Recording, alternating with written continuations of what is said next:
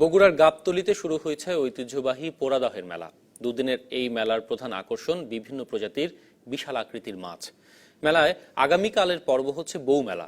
এলাকার বউঝিরা এতে কেনাকাটা করবেন। মেলা উপলক্ষে এলাকার বাড়িতে বাড়িতে চলছে অতিথি আপ্যায়ন ও আনন্দ উৎসব।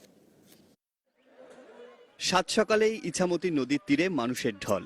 নদীর তীরেই ঐতিহ্যবাহী মাছের মেলা। এ উপলক্ষে আশপাশের ৩০ গ্রামে উৎসবের আমেজ। এবারও মেলায় উঠেছে হরেক প্রজাতির বিশাল বিশাল নদীর মাছ। ৮২ কেজি ওজনের একটি বাঘাইর মাছের দাম হাঁকা হয়েছে ১,২৩,০০০ টাকা। বিখ্যাত সবচেয়ে মাছের জন্যই বিখ্যাত। আগে মাছ আসতো, বউ মাছ আসতো, বড় বড় মাছ আসতো। খাওয়ার যত প্রকার জিনিস আছে এর থেকে শুরু করে আপনি কাঠ, বিভিন্ন কাঠের আর কি ফার্নিচারের জিনিসপাতিগুলো আছে এগুলো সব বিক্রি করে।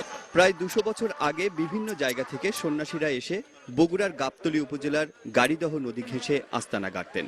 এর প্রায় ৫০ বছর পর স্থানীয়রা এখানে সন্ন্যাসী পূজা শুরু করেন। একে ঘিরে বসা শুরু করে ঐতিহ্যবাহী এই মেলা। প্রতি বছর মাঘ মাসের শেষ বুধবারে এই মেলা শুরু হয়। এই মেলায় আমি আসি প্রায় ২৫ বছর হচ্ছে।